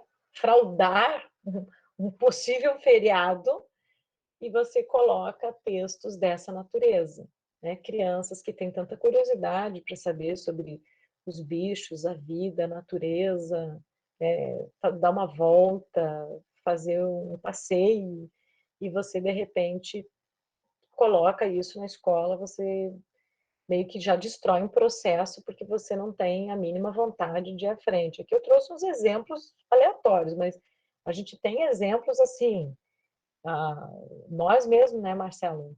Fizemos junto com a Luciene, que está aqui também, fizemos um artigo sobre uma análise dos cadernos pedagógicos da prefeitura, isso acho que foi em 2016, foi na época da Olimpíada, então nós não estamos falando assim de coisas, de 1980, não, a gente está falando de coisas e a gente encontrou atividades completamente fora do contexto ou dentro de um contexto de que quem escreveu achou que era o contexto, né? Eu me lembro... Olha, Pode falar, Marcelo. Não, é que já tem bilhetes aqui. Já tem bilhetes no chat. Eu só queria ter certeza que o pessoal aí consegue guardar, né? Isso não vai se perder, a gente poder depois recuperar, porque pelo menos 3 aqui eu já vi. Fica gravado, sim, Marcelo. Como a gente está gravando, fica gravado o chat também. Aonde mais? Eu não vi mais, né? Só vi só vi o do veterinário. Senhores pais, está liberado comer todas as almofadas do sofá de casa. Assinado veterinário, assinado... que legal. Mais em cima, Desirê escreveu: quando terminarem o curso, todos saberão escrever texto acadêmico, terão sucesso no ensino de leitura escrita com suas turmas. É muito verdade esse bilhete. Amei, amei. O Ricardo Pereira escreveu: a língua parece ser difícil, mas vamos conseguir aprender muito. É verdade esse bilhete. E a Lívia escreveu isso do veterinário. Legal, Na gente. verdade, é o cachorro, botou o cachorrinho aqui, né? Ai, que gracinha. Deve estar com problema com esse cachorro em casa, né? Tá ótimo. Gente, perfeito. Pode fazer mais aí, estou adorando. Olha só, então, eu estava falando sobre o livro, né, a cartilha, e a gente já encontrou coisas assim que não são só desconexas nesse sentido de uma escrita, né? A laranja é amarela, a laranja tem suco, que laranja é gostosa, enfim, né? Não só nesse sentido, mas também com temáticas que não tem nada a ver para aquele momento, para aquela vida, para aquela criança. Eu lembro muito bem que uma vez eu fui assistir uma aula de estágio, supervisionar um estágio aqui no Rio de Janeiro, numa escola em Copacabana, uma escola pública, mas uma escola que recebe crianças de várias comunidades da Zona Sul, né? E a professora estava trabalhando, antes da aula da minha aluna, um material sobre consumo, né? Que estava acontecendo a Rio+20 aqui no Rio de Janeiro. Então, era um contexto da Rio+20 que abordava a questão do consumo. E a prefeitura fez um material específico sobre a Rio+20. E eu lembro que tinha, assim, uma centopeia na frente de um armário cheio de sapatos. Aí dizia, se centopeia você não é, para que tanto sapatinho para o seu pé? E era como se fosse aquela centopeia, uma menina que gastava muito dinheiro com sapatos, e tinha muitos sapatos. E o material queria abordar o consumo, né? E as crianças não tinham tênis, gente, para prática esportiva. As crianças, se você olhasse a turma, tinha alguns com tênis assim, menor ou maior que o pé. Então, tem coisas que extrapolam até essa questão que nós colocamos aqui, de uma escrita sem sentido nenhum, para trabalhar o fonema, para trabalhar o H do Hugo, né? Quem é o Hugo? Não tem ninguém com esse nome, né? A gente percebe muito essas escolas que fazem um trabalho mais direcionado, que elas utilizam nas suas atividades o nome das crianças da sala de aula, né? Colocam dentro de um contexto real, vivo, né? Que faça sentido. Então, é uma tristeza quando você percebe que esses materiais eles vão para um caminho completamente torto. Né? E falando em concepções aqui, se a gente trazer esse trabalho, a gente percebe que esses textos aqui, os alunos vão reproduzir coisas desse tipo, né, gente? E isso se encaixa justamente numa primeira concepção, que é quando eu quero que, como se eu fosse tirar do que está na cabeça para pôr no papel, e que nós sabemos que a linguagem, ela não faz isso com a gente. Tanto quando a gente fala, você planeja falar uma coisa e na hora você, porque você também vai desenvolvendo, você vai organizando o teu pensamento, né, nesse momento. Pode passar. E existe uma relação bastante forte entre essa abordagem da linguagem, né, atomizada, né, palavras soltas, frases soltas, e as queixas que depois os professores vão fazendo sobre a produção escrita do estudante. Ah, não tem coesão, não tem coerência. Claro, ele fica copiando coisa, tirando pedaço do texto e fazendo, né, frases iguais àquelas que usaram para ele, porque a aula dá como é que se faz uma oração assim, um assado, aí bota isolado naquele. Você não trabalha a argumentação, você não trabalha as correlações sintáticas, semânticas, aí quer que a pessoa domine isso, né? Então a escrita da escola é uma escrita toda de frases soltas, né? De preferência parecidas ou iguais àquelas que já estão no livro, não é?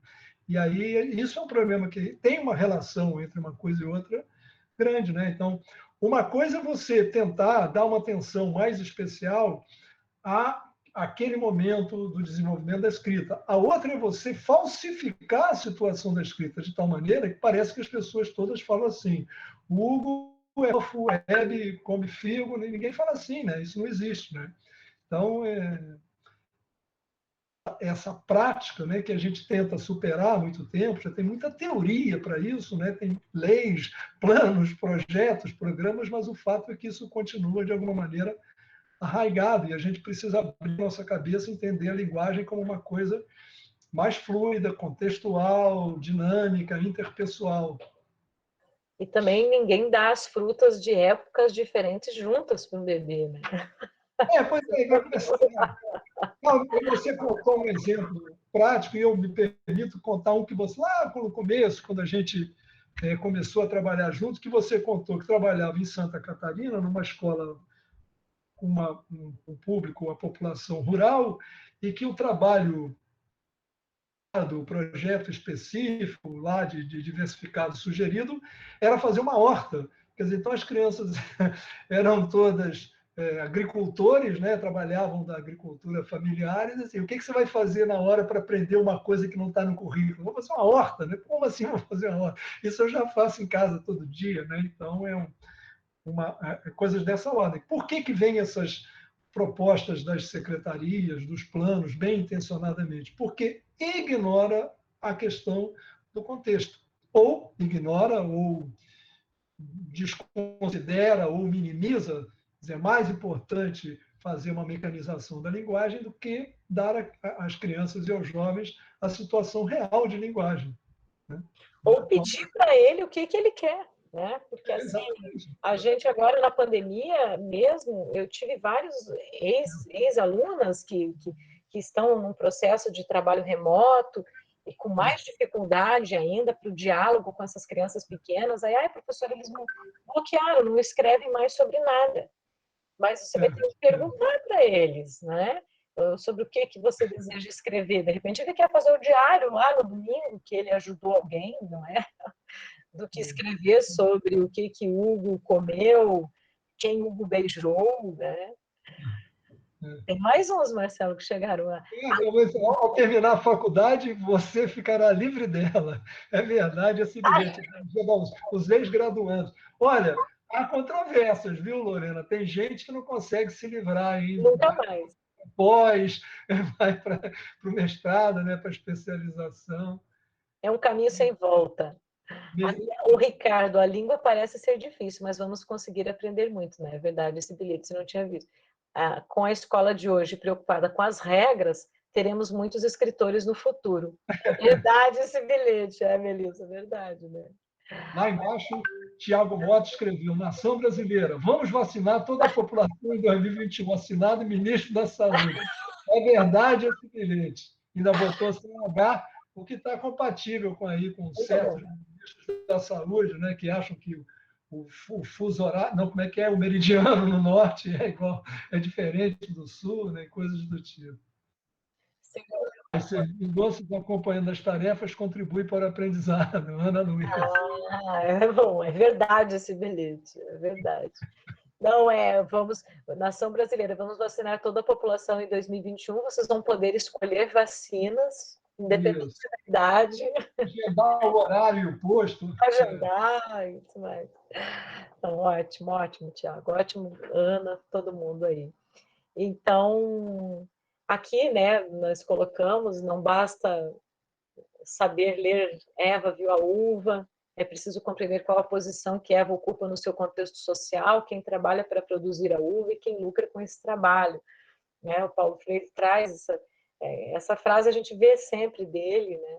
Mas ele vai reforçar essa questão da leitura da palavra, né? A leitura do mundo, que não é simplesmente fazer essa decodificação, você precisa ir além. E essa semana eu até não coloquei aqui, né, Marcelo? Podia ter colocado. Mas é uma ex-aluna minha da pedagogia, minha colega, né, hoje professora, ela aplicou uma prova do município e os alunos, gente, debochavam das questões. Eles faziam como desenhos, como se fosse assim, uma nuvenzinha rindo, tipo assim, alguém gargalhando muito sobre a questão. Porque justamente a questão era algo, o Marcelo já falou uma vez, isso não era para saber se ele sabia matemática, até era de matemática, mas ele conversou com aquela avaliação. O quanto que a gente não percebe quem é esse sujeito, e que o Paulo Freire repetidas vezes diz isso na obra, né? Quem é esse sujeito? Quem é esse aluno? Não é? Não sabem, não imaginam o potencial, o que ele sabe. Às vezes ele até erra a questão por uma questão que ele está pensando muito além. E era uma questão mais para testar se a pessoa tinha a mínima compreensão de mundo, assim, da vida. Digamos, era fulano tem 10 cartas, deu 5 cartas ao amigo. Com quantas cartas ele ficou? Ele tinha que marcar a opção. Aí o aluno marcou a correta e fez alguém caindo de rir. E fez isso em outras questões, e outros fizeram, ela me mandou.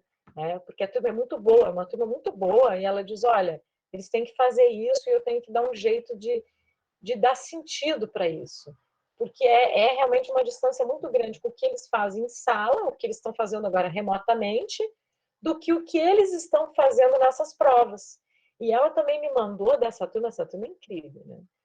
Ela me mandou dessa turma, eu escrevi, olha, vai ocupar minha vaga, né, como professora de didática, que eu sou professora de didática.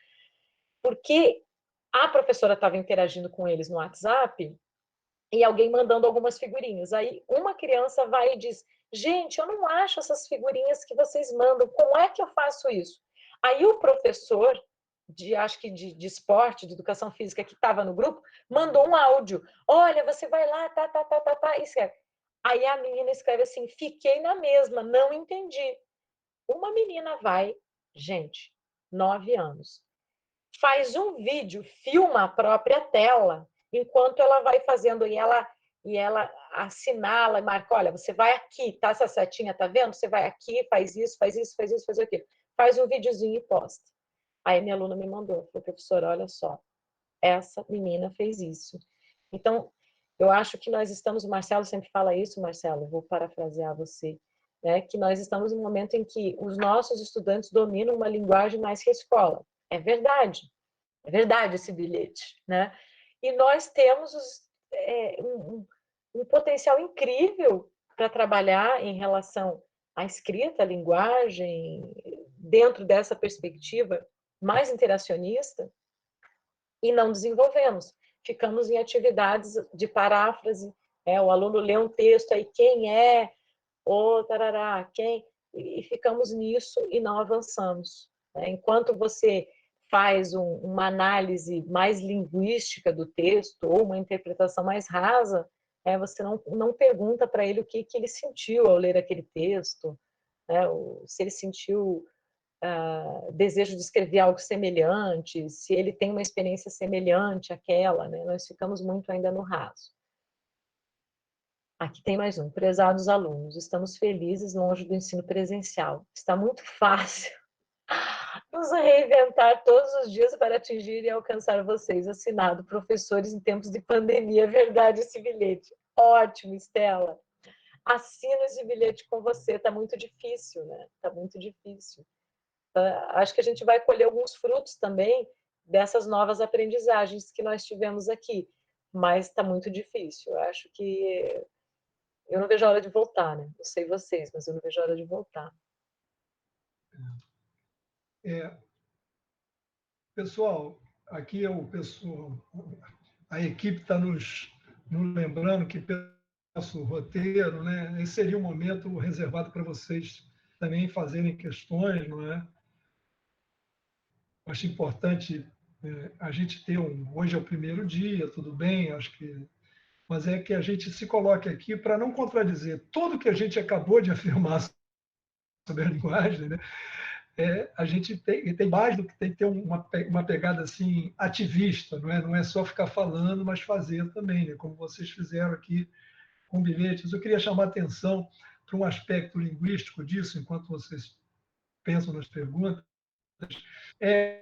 Todo mundo repara com um olhar corregedor, normativista, que a criança escreve bilhete sem H. Mas eu pergunto a vocês, como é que a gente fala? Como é que você fala a palavra bilhete? Né? Pensa aí, você fala bilhete, bilhete, tem um lê aí mesmo, ou a gente fala bilhete, bilhete, bilhete. Né? Assim, ele não está, eu digo, eu estou chamando a atenção porque a gente faz isso, vê isso o tempo todo quando olha para a escrita do outro, está procurando o erro. Na verdade, ele está buscando um acerto, ninguém está buscando o erro, né? Ele está buscando um acerto. E na relação que a pessoa estabelece, essa representação faz sentido. É assim que a gente tem que olhar contextualizadamente também. E não pensar em absoluto. Olha, convencionalmente essa palavra tinha um LH, porque a gente achou que era a melhor forma de representar uma pronúncia das milhões de pronúncias que tem no Brasil, então vai ser essa. Então, na verdade, ele representou coerentemente, né?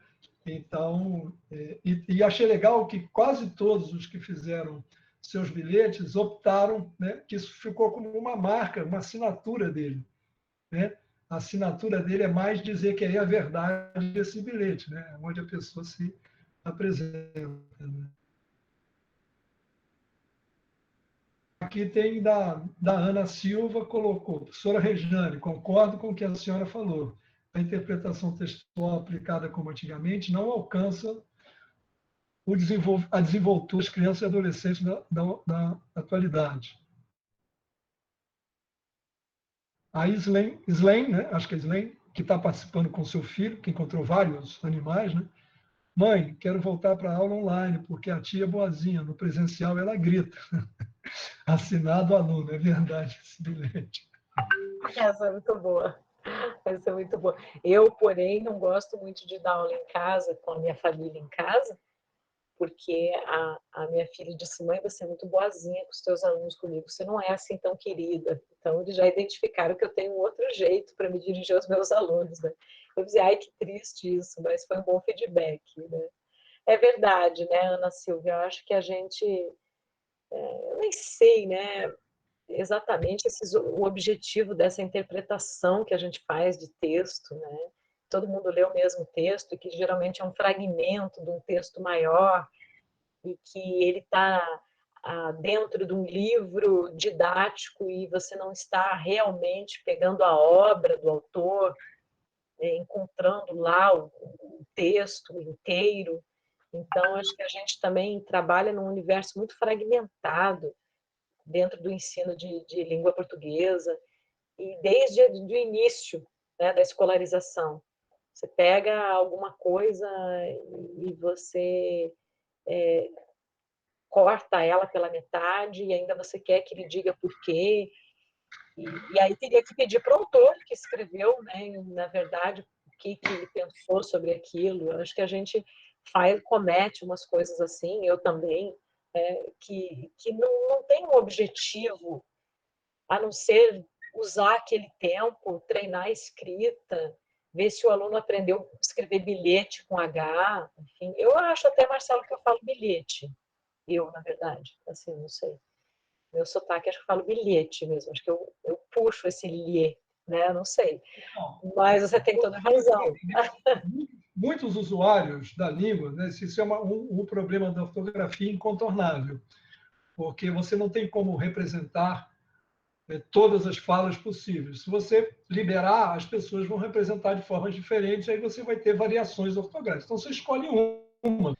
Então, tem que ter isso claramente. Não pensa se a pessoa desconhece aquela escolha em particular, não significa que ela tem qualquer outro problema mais grave. É só o desconheço aquele em particular. Então, eu penso assim, colete. O carioca fala colete igualzinho bilhete. Colete não é com LH, né? Certo? Colete é com L. Então, assim, e outros usuários, né? Verdade. Eu acho que assim, né, Marcelo, se a gente reservou um tempo para conversar com vocês, eu acho que se alguém tem uma questão, se quiser fazer uma colocação mesmo, que não seja no chat, se quiser abrir o seu microfone e quiser participar, eu acho que assim, está bem-vindo, nós podemos fazer isso. Tem uma pergunta no chat aqui da Desirê. Marcelo, poderia falar um pouco sobre o formato da escrita que é exigido na escola com vistas ao Enem e que empobrece a concepção de linguagem? Digo isso porque gostava de escrever, mas minha escrita não tinha espaço na escola, mesmo que considerada como gênero privilegiado. Bom, a gente temos presentes várias pessoas que trabalham diretamente com isso, a Adriana Dalbrier, a Isa Martins, de São do Grafo, mas provavelmente há outras pessoas. Eu trabalhei muito tempo com a escrita, trabalhei no vestibular da UFRJ, e assim, com estudantes da escola pública, não é? A escrita entra nos exames ou volta para os exames de seleção lá nos anos 80, com a intenção de valorizar a escrita, porque a escrita, afinal de contas, é uma habilidade cognitiva superior, vamos dizer assim, porque que absurdo, ninguém mais estava escrevendo, era só fazer prova de múltipla escolha, onde é que o mundo vai parar? Os discursos eram esses.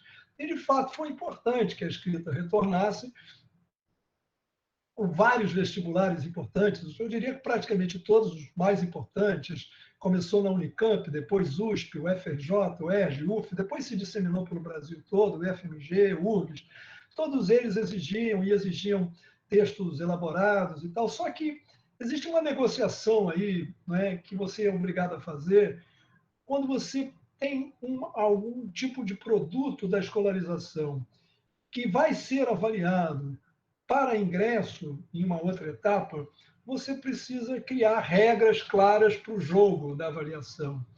E isso acaba, vamos dizer assim, trazendo um engessamento, né? Porque você não pode dizer, olha, eu vou analisar, mas eu aqui depois decidir se o texto está bom ou não. Você tem que dizer. E eu acho que atualmente a gente passou de qualquer limite do razoável com a escrita do Enem. O Enem ficou tão formulaico, não é? Que eu, numa entrevista que dei há uns anos atrás, eu tenho um livro sobre a escrita, a influência que a redação do vestibular do FJ pode ter tido no ensino da redação. Aí eu dei uma entrevista e falei assim, olha, está tão dominado isso, está tão posto em fórmula, que qualquer dia vai vender em spray. O aluno vai pegar o spray, jogar no papel e a redação vai estar pronta, porque esse negócio já... Agora, essa escrita vamos dizer assim, dominada, formulaica, ela tem lá um lugar, não é? E talvez a gente possa discutir, não é? Mas ela não deveria, não meu modo de ver, né? Essa é a minha principal defesa. Eu acho que se você fizer um trabalho bem feito com a linguagem, cabe, inclusive, esse uso menor. Tá? O que não me parece razoável, infelizmente é o que acontece, é que você sacrifica todo o trabalho para fazer uma coisa de menor importância. Então, acho assim, um aluno bem formado, ele faz, inclusive, a prova do vestibular. Um aluno mal formado, ele é adestrado para fazer só a prova do vestibular. Seria isso. Então, assim, agora, é claro que fazer um trabalho amplo, diversificado, para formar consciências, formar sujeitos críticos, é muito mais difícil do que plantar pacote, né, pedagógico. E aí, infelizmente, a gente cai nesse empobrecimento. Né? Quer dizer, eu orientei uma monografia de conclusão da pedagogia, da Juliana Delia, que acho que está disponível no Pantheon, que é o que ela entrevistou 10 ex-alunos do Colégio Pedro II que possuíam escritas independentes da escola. Blog, tinha gente que já tinha publicado romance, não sei o que e tal. E, para nossa surpresa, tinha uma questão que tinha a ver com isso que você perguntou, Desirê. E a gente achava que eles iam responder que a escola atrapalhou, que a escola tolheu a criatividade ou qualquer coisa do tipo. E a maioria, uma maioria assim, bem grande mesmo, sei lá, 80%, 90%, disse, olha só, a escrita da escola é aquilo mesmo. Acho que a escola não tem muita saída, a escola não consegue fomentar a escrita criativa, essa coisa toda, a proposta da escola não é essa. Também eu dava aula, eu era bom aluno, mas aquilo não me satisfazia, fui escrever em outro lugar. Então, assim, nos surpreendeu, porque eu achei que meus 16 anos de escola pública, mais 20 e tantos formando, eu achei, né, eu via isso, eu achava assim, caramba, o aluno deve ficar entediado, né? Tanto esforço para escrever só esse pouquinho aqui, só isso, né? Mas há pelo menos um estudo que eu acompanhei em que os alunos, agora, são alunos que têm uma boa relação com a escrita. O que a gente ouve muito, principalmente já lá no ensino médio, é o discurso da derrota, do fracasso. Ah, não sei escrever, escrever é a coisa mais difícil do mundo, eu sempre tirava uma nota ruim e tal. Né? Eu acho que já está na hora também da gente fechar aqui. Eu queria falar uma coisa sobre os memoriais antes de passar para Keila, que eu chamei de Natália, mas que é o seguinte, a gente pediu que vocês fizessem memoriais, tinha lá uma proposta até 1000 palavras, e que vocês falassem da relação de vocês com a escrita e com o ensino da escrita, obviamente, quem já tem experiência disso. Como esse memorial estava pedido dentro do formulário, eu acho que muita gente não teve tempo, não conseguiu produzir, e para nós, essas peças são fundamentais para a gente dialogar com vocês. Então, nós gostaríamos que vocês reenviassem esses memoriais. Quem fez, muita gente sequer fez. Alguns escreveram 2, 3 linhas. Outros fizeram, digamos assim, um texto mais robusto, em que dá para a gente entender melhor. Quer dizer, qual é o objetivo nosso? É conhecer um pouco a sua relação com a escrita e com o ensino da escrita. Se você me diz assim, não, na verdade, a escrita nunca foi um problema, pois isso é muito pouco, né? Então, eu acho que as pessoas optaram ou por não fazer, ou por fazer coisas muito sucintas, porque era um campo dentro do formulário. Aí a pessoa diz, bom, vou escrever agora, estou com pouco tempo. Então, a gente queria propor que daqui até a próxima aula, né, vocês enviassem, mesmo quem já enviou, se quiser modificar, enviassem os seus novos memoriais. A Desirê coloca aqui que não salvou. Eu acho que a gente consegue. A gente salvou. A gente salvou e baixou os memoriais, eu li. Então, assim, a gente gostaria de ter isso, porque até para colocar em prática o que a gente acabou de falar hoje. Quem são vocês? Como é que é a escrita para vocês? Como é que vocês escrevem? O seu caso, Desirê, você escreveu bastante até, mas tem gente que escreveu pouco. Né? Mas a gente vai, então, vai reenviar. Tem gente pedindo aqui, seria bom reenviar. Então, a gente vai reenviar um e-mail solicitando, colocando mesmo o enunciado que foi colocado lá, e vocês podem enviar, né, um documento de Word. Enfim. Isso. Ok? Então, assim, espero que vocês tenham aproveitado esse primeiro encontro. A gente tinha que fazer uma base conceitual aqui, mas a gente espera que nos próximos encontros vocês também tenham mais atividade. O próximo já é escrita criativa, não é isso ou não? O próximo a gente já vai fazer a propaganda do Marcelo Maldonado e da Isa, que está aqui com a gente. São duas extremamente criativas também. Ótimo, vocês vão adorar. Não adianta a gente dizer que é a favor da criatividade, colocá-la lá num cantinho do curso, lá num pedacinho. Então, a gente já começa com ela. Tá bom? Bom, eu vou fechar aqui, agradecendo muito a atenção. Tem perguntas aqui, acho que o pessoal, quais são as datas e por aí vai. Enfim, então eu também quero me despedir de vocês, dizer que a gente tentou, mesmo nesse formato, que eu sei que para um curso não é o ideal, presencialmente tenho certeza que o debate seria até maior, né? Até porque a gente consegue se ver inteiro e isso é tão bom, não é? Mas a gente tentou fazer uma interação com vocês e eu acho que à medida que o curso vai se desenvolvendo, isso vai acontecendo de uma forma até mais natural, tá bom? Então, eu agradeço. As datas do curso estão pedindo aqui, mas a gente vai passar um e-mail essa semana solicitando, então, o memorial. E a gente pode, né, Márcia, enviar de novo o programa, que Sim. o próximo encontro não será a semana que vem, será na outra, embora que a gente vai ter alguns encontros de uma semana para outra, para a gente não avançar muito, entrar muito no mês de agosto. Então, acho que a gente vai ter 2 encontros que vão ser seguidos, né? Não vai espaçar em 15 dias. Vou fechar aqui, deixar para vocês dar os últimos recados. Muito obrigado, Keila, Márcia, Rafael, Natália, todo mundo que ajudou aí, e Matheus também.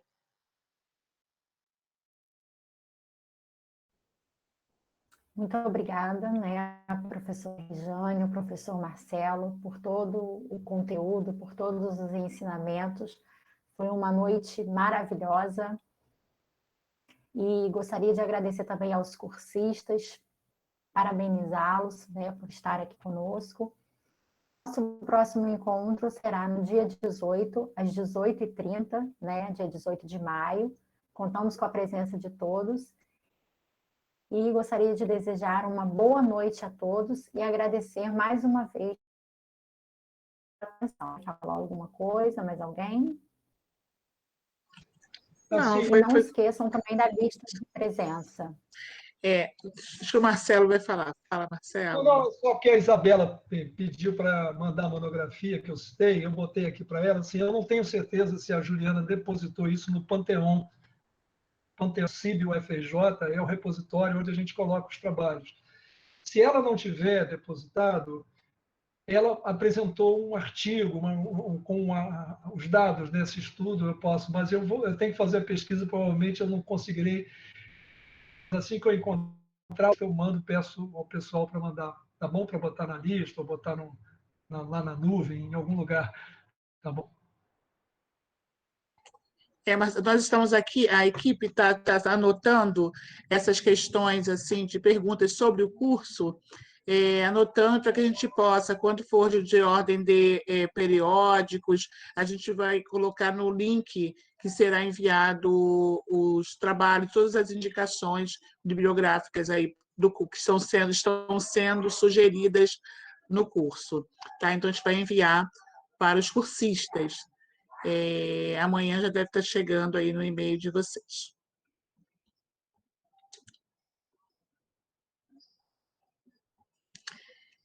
Então, pode estar com você, Keila. Então, boa noite a todos. Mais uma vez, muito obrigada e até o próximo encontro, dia 18, às 18h30. Boa noite. Boa noite, gente. Boa noite, beijo. Boa noite, bem. Isso aí, beijos. Tchau. Boa noite. Boa noite.